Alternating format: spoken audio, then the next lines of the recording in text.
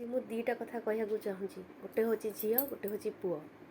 ଗୋଟେ ଝିଅ ଜନ୍ମ ହେଲା ବେଳକୁ ସମସ୍ତେ ମନ ଦୁଃଖ କରନ୍ତି, କହନ୍ତି ଯେ ହଁ ଝିଅଟେ ଜନ୍ମ ହେଇଛି।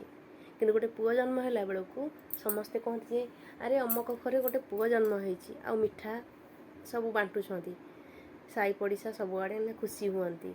କିନ୍ତୁ ମୁଁ ଆଜି ଗୋଟେ କଥା କହିବାକୁ ଚାହୁଁଛି, ଯୁଗ ସାଙ୍ଗରେ ପରିବର୍ତ୍ତନ ମଣିଷ ହେବା ଦରକାର ନିହାତି। କାହିଁକି ନା ଗୋଟେ ପୁଅ ଯେତେବେଳେ ଖାଇ ପିଇକି ମଣିଷ ହେଇକି ଚାକିରି ବାକିରି କରେ, ସିଏ ହୁଏତ ମା ବାପାଙ୍କ ପାଇଁ ମନ ଦୁଃଖ କରେ କି ନାହିଁ ମୁଁ ସେଇଟା କହିପାରିବିନି।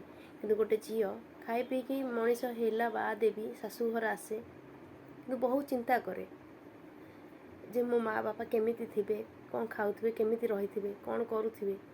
ତାଙ୍କୁ ସବୁବେଳେ ସେ ଚିନ୍ତା ହିଁ ମାଡ଼ି ବସିଥାଏ।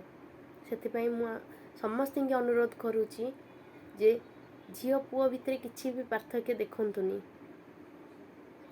ପୁଅ ଆଉ ଝିଅ ଦୁହେଁ ସମାନ।